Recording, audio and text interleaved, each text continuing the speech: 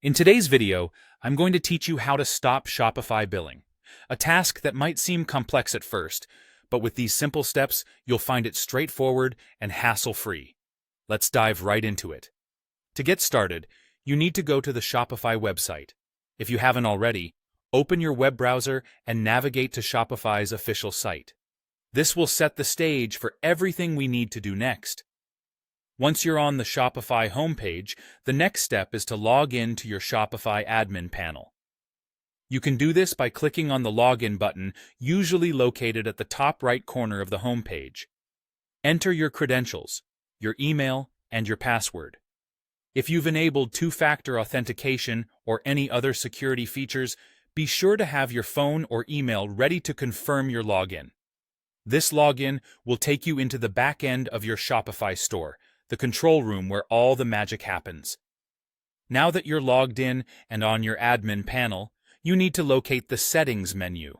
It's typically found on the bottom left of your screen. Clicking here will give you a drop-down or a panel of options related to your account and store settings. Among these options, you'll see Plan.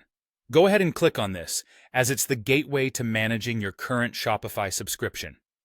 Upon entering the Plan section, you'll see an overview of your current subscription status. If you're ready to cancel, look for the Cancel Plan button. If you're currently on a free trial, it might read Cancel Trial instead.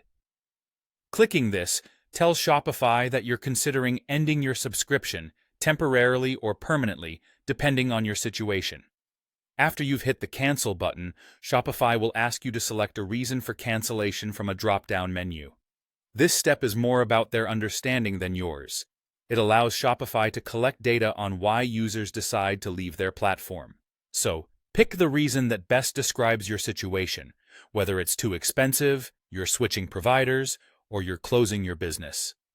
Once you've selected your reason, Shopify will prompt you to enter your password again.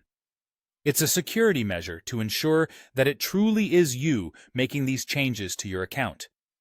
After you've verified this by entering your password, confirm your decision to cancel the plan.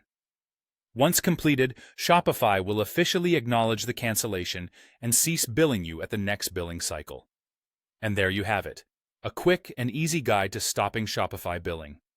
Remember, if at any point you decide to return, Shopify makes it easy to reactivate your account. Thanks for watching, and be sure to like and subscribe for more tutorials.